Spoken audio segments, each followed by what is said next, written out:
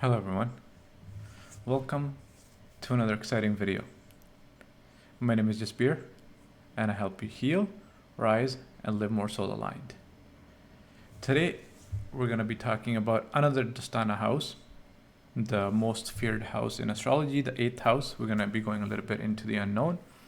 I posted the video on the 6th house last week, and the next video after this will be on the 12th house. Before we get the video started, I want to make a couple of quick, exciting announcements. And the first one is, I want to do a basic intro to astrology class. I know a few of my brothers and sisters watching this, they don't have any idea on reading their horoscope on their birth chart. And they're making a lot of mistakes.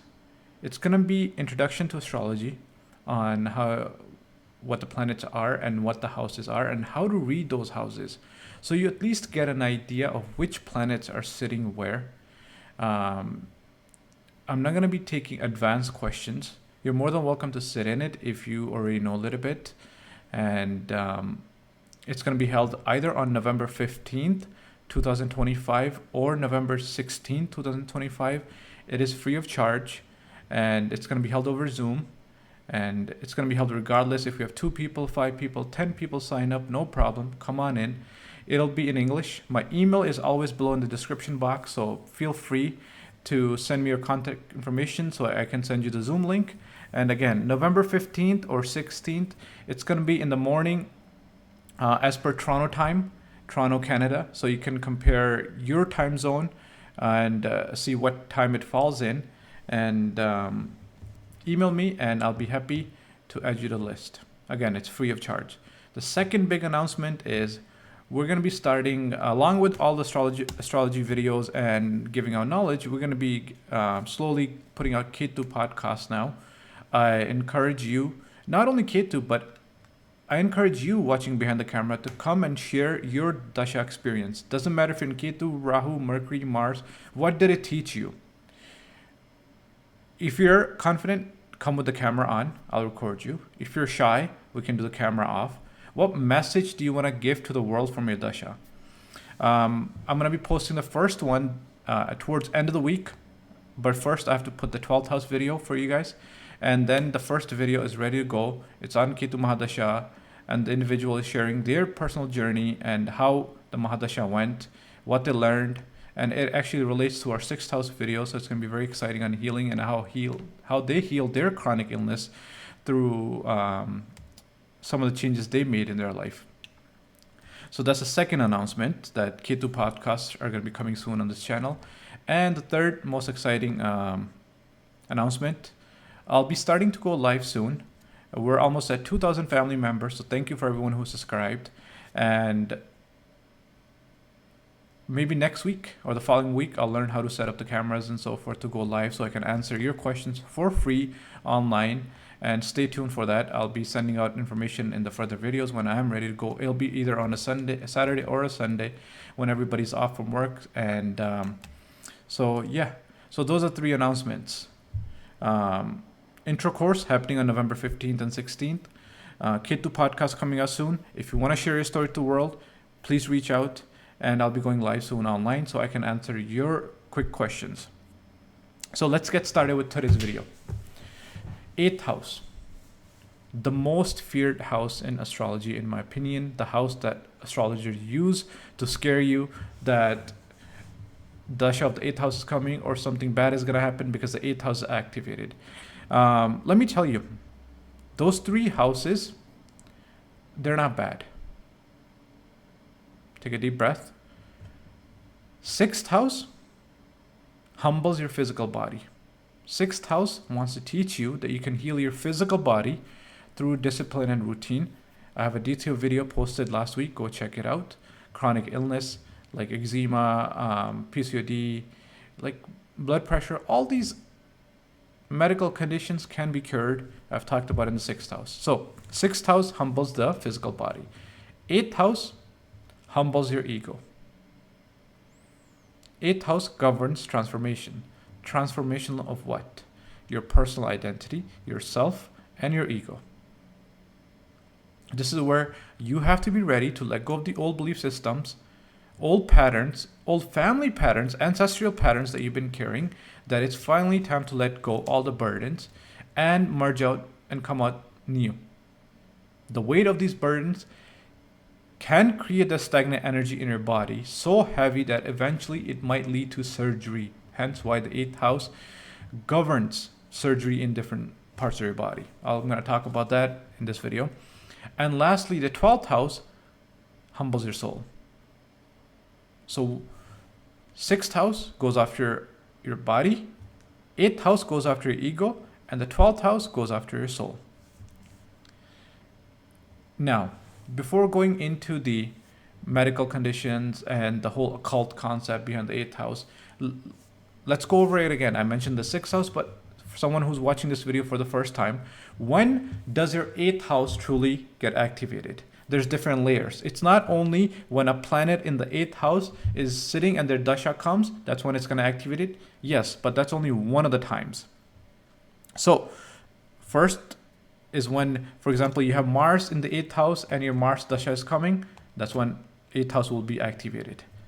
Jupiter could be there, then Jupiter dasha will activate it. So second, it's when the sign lord. You have to check your chart and see who's ruling the 8th house. Is it Aquarius? Is it Gemini? Is it Aries? For example, if it's Gemini, when it's Mercury dasha going on for you, your 8th house will be activated. Doesn't matter where Mercury is sitting in the chart, Mercury is going to activate the 8th house because it's the owner of the 8th house. Third, this is the most missed type of concept for all of beginners, astrologer students, you guys watching. 8th house can be easily activated when the nakshatra of the planet sitting in the 8th gets activated. For example, I'll give you a Ketu example. If you have Ketu Mahadasha going on, but you have Mars sitting in Ketu's nakshatra, for example, Maga, in the 8th house. So you have Ketu in the 1st, 2nd, 3rd, 4th, whatever house. Let's say you have Ketu in the 3rd house. Ketu is going to activate itself and its nakshatras. What is it going to activate? It's going to activate 8th house Mars that's there. So 8th house gets activated again. And lastly is when you have a planet sitting in the 2nd house, that dasha comes, the 2nd planet is mirroring the 8th house. So indirectly, the 8th house gets activated. And don't get confused. If you have any questions about your chart and you want to know if the 8th house is going to be activated at any point in your life, there's more layers to this, but it's too advanced for me to explain in a short clip on the video. So email me and we'll connect. So you've just learned how 8th house is activated. You can check your chart. Now, what happens when the 8th house is activated? The most feared, that anxiety, why does it come up? I'm going to be doing a lot of storytelling, so walk with me, because 8th house is the unknown. Now we're getting into the mysterious world, the underground, right? 8th house, natural zodiac. 8th house, who's the owner? It's Scorpion energy, right? That physical structure of the 8th house, doesn't matter which sign you're rising and stuff, it's owned by Mars in the Kalpush. So really that building is owned by Scorpio. You could have different tenants living in there, Gemini, Sagittarius, whatever. But that structure belongs to Mars. So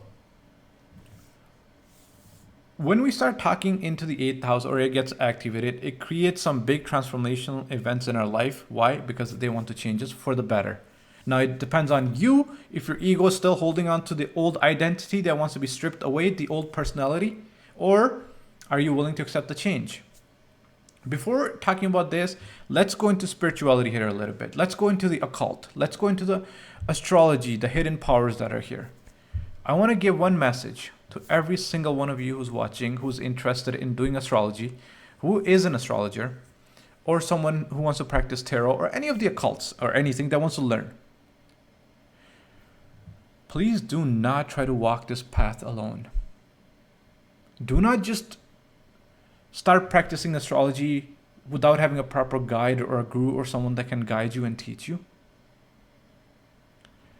Now let me do a little storytelling. 8th house means going underground. Scorpions live underground, right? 8th house, it's like someone going underground for mining. You know those miners around the world? When they go underground, 1,000 feet below ground, 500 feet, whatever altitude they're working on, how do they go underground? They go with a light on their head. That light is their guide. Without that light, it's pitch dark down there for them. They don't know what they're working with. That light for you who wants to practice occult is your mentor. It's your guru. It's your teacher. Do not walk this path of the occult, of these hidden powers, without a guru. You need a divine light, someone guiding you through this path. And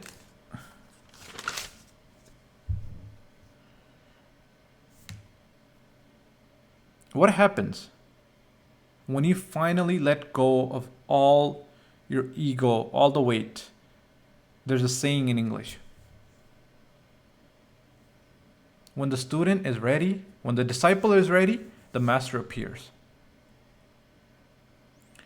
Where does the master appear? When you're ready to step out of the 8th house, after you've gone through a big transformation on your personality, let go of your ego, your addictions, your desires, everything, and you say, hey, I'm a clean person now. I'm ready to help the world. I want to make a positive change. You meet your guru in the 9th house. A guru, there's a word, Kul Devta, Ish Devta. They're not seen from the 5th house as per my guru for my teaching stuff. They're seen in the 9th house. Your real mentors, they'll meet you in the 9th house when you're ready. So you have to go through the transformation in the 8th house to meet in the 9th. Now, one other note that I want to put in the 8th house here. Whoever has practiced the 8th house, doesn't matter what type of astrology you're doing, remember, everybody has different talents, different knowledge with them. And we should all respect one another in the 8th house. When 2 or 3 or 4 different people are mining in the same mine, one could go down this alleyway and he's going to find gold. Somebody's going to come with charcoal. Somebody's going to come with silver. Everybody has a different path of walking down the occult. Divine could be talking to astrologer on one particular topic versus the other. Somebody could be really good at predicting childbirth, marriage timing, some other events, whatever. But it doesn't mean the other person's wrong. It just, that's where the divine is taking them, and that's where the divine wants to make a difference through them in this world. We should all respect one another. Do not bring the ego saying, I can do better, I can do this. No. When you're practicing the underground, everybody has a different talent. Some go into energy healing, some are tarot, some are psychics. So each individual journey is different. And when we go into this mystery, one of the biggest questions that come up on the 8th house is, what's my life purpose? What are we here for? And what are we going to achieve? That's a most confusing question that every individual has on this planet. You can go do research on thousands different type of literatures, read all the different books. But let me tell you, spiritually, there's no more moment powerful than this present moment that you're watching the video to learn something. Doesn't matter how many miners go down. There could be a group of 500 people mining underground. They come back up to the surface with whatever findings they have. End of the day, end of their shift, they come back into this present world. It doesn't matter how deep you go with the research, how many times you're going to read the Vedas over again and again, different yogic texts, spiritual texts, doesn't matter what. Your consciousness has to come back to this present moment so we can interact. This is the most powerful moment. So do not get lost underground in a mine. This hidden house, do not get so lost that you forget how to enjoy the present moment in this world. The biggest spiritual gift is being able to enjoy this present moment. Now, leaving the gifts of spirituality aside, now let's talk about what an average Joe, an average person could see when they're having the period of their 8th house, and why it could be scary, and why can astrologists try to scare them. So 8th house is the second house from the 7th house. It holds a lot of trauma, a lot of life shocking events that you have seen, witnessed. So second house of any house is a gift of that house.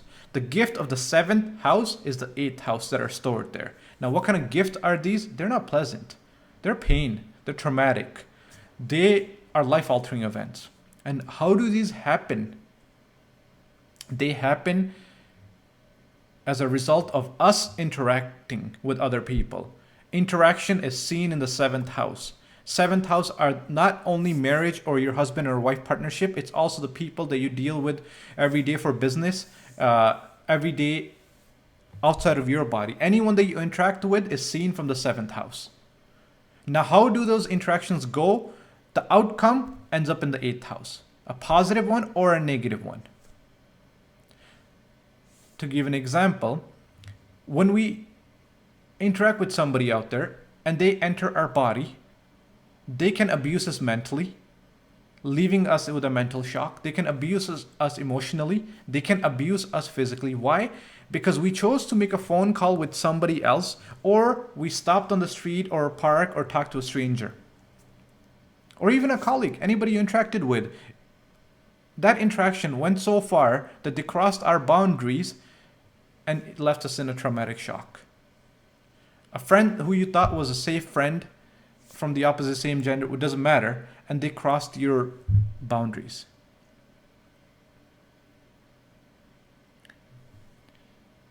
Trauma happens from the seventh house and it sits in the eighth house.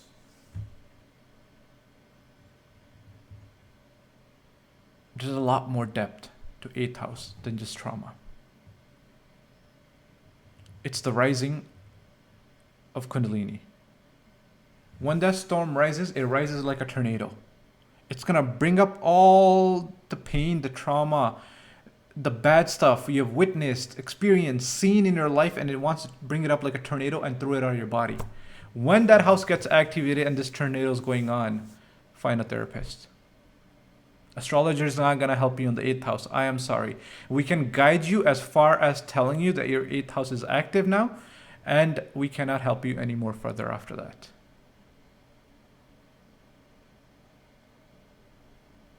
Why?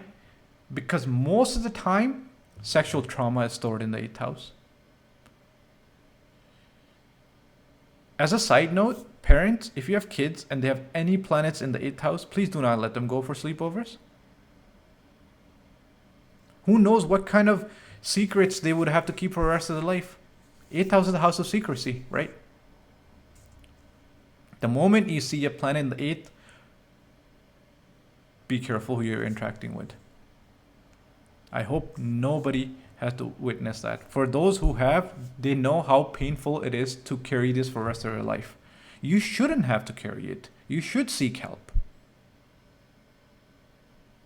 Extreme levels of crossing sexual boundaries are seen in the eighth house. I'm not going to say the R word, but it can be a trigger for a lot of people.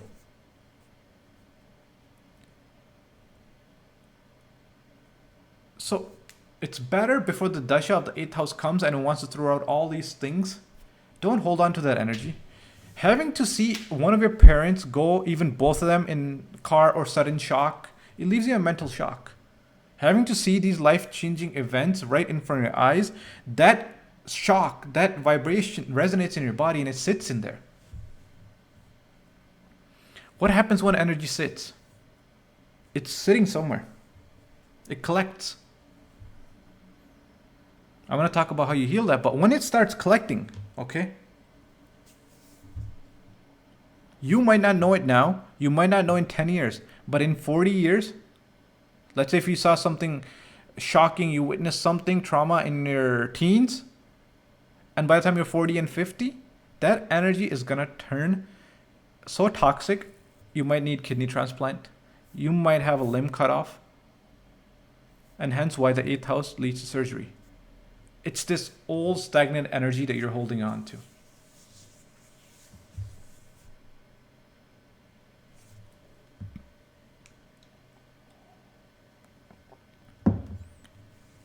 Eighth house is not only the sexual trauma, it's ego purification.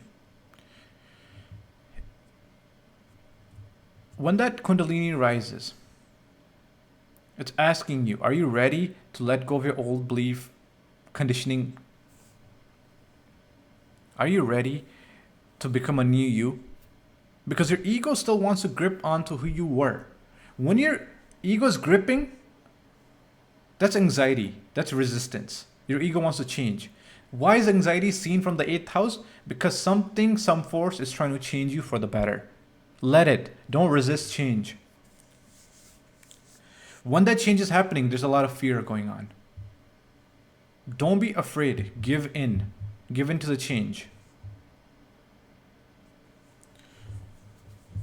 This is where ego rebirth happened, right? The old you die, the old personality died. There's not the house of death where we know we can calculate your timing. No, those are different houses. It's just the death, ego death. Your old personality dies because of some event, some life-changing events that force you to become someone new now.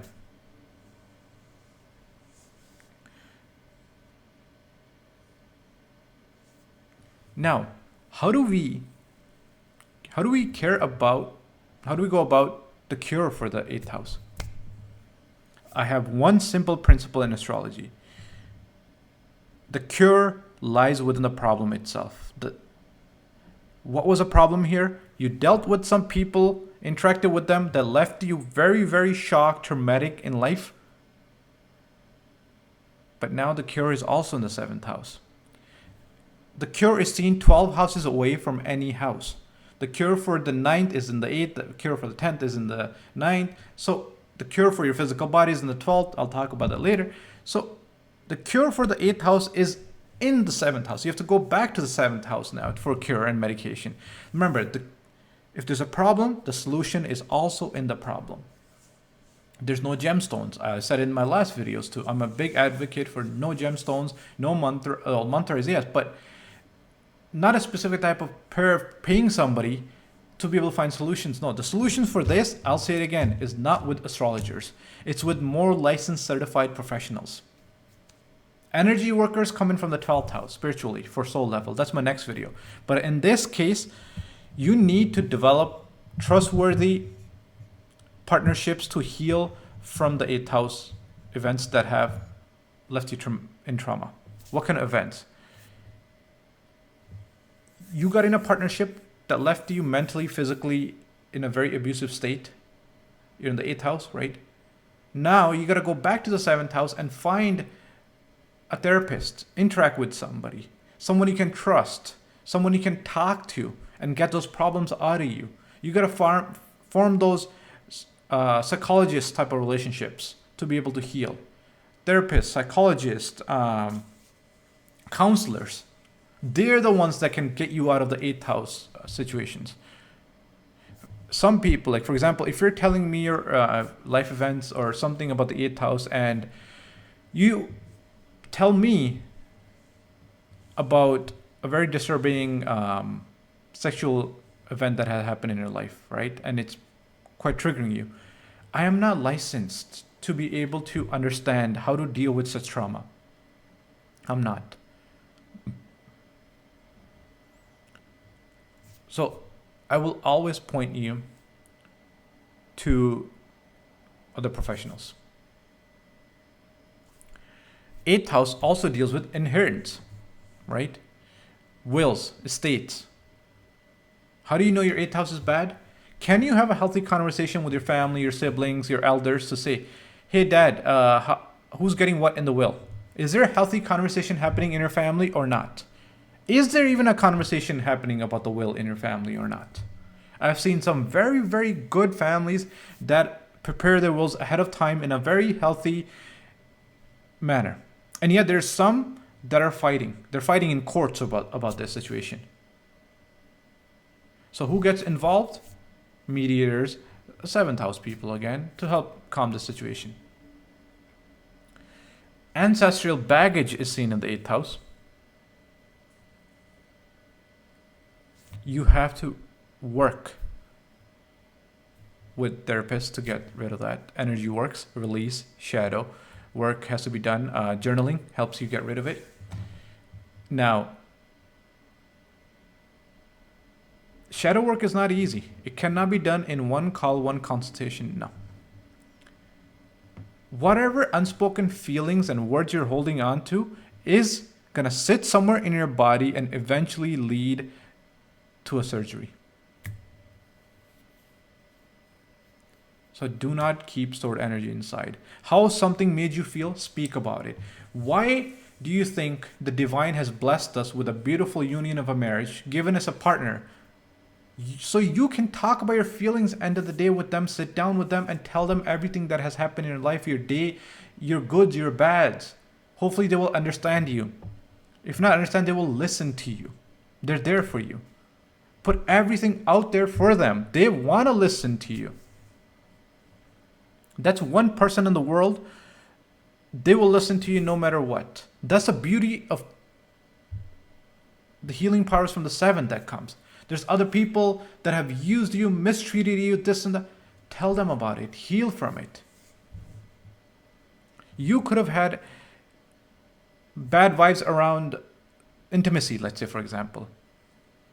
Now you practice tantric breath work with your partner.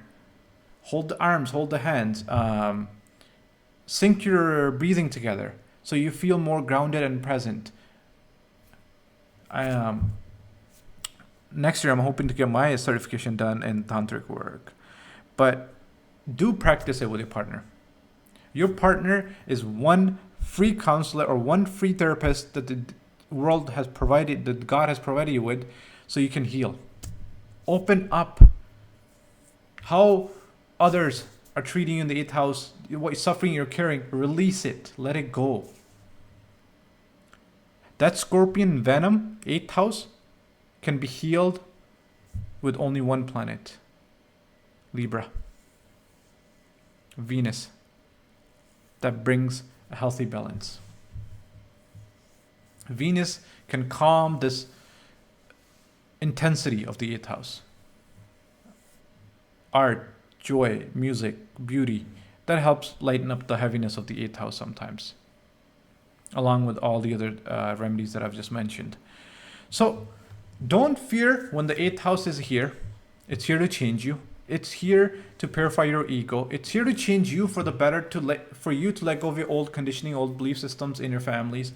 So your soul signed up for these lessons before you were even born. So if you know someone going to the 8th house, see what life is trying to change you. If you've got it coming up and you're scared, talk to me. 8th house is not scary. 8th house just wants to change you for the better if you're ready for it. If you've stayed this long, thank you guys for watching. I hope the 8th house no longer scares you. I hope it motivated you to go seek some professional help and speak up about your traumas. And if you have gone through the 8th house dasha and you want to share with the world how painful, how life-changing it was, what it taught you, and you want to share with the world, email me. My email is always below in the description box. I would be happy to put you on the screen so you can share and motivate others with some positive light. Thank you for watching. Thank you for staying this long, guys. Some of you watch it. It truly means a lot. I love you guys. Thank you. I hope you're in good health. I hope you're smiling. Have a wonderful night. Take care. Thank you.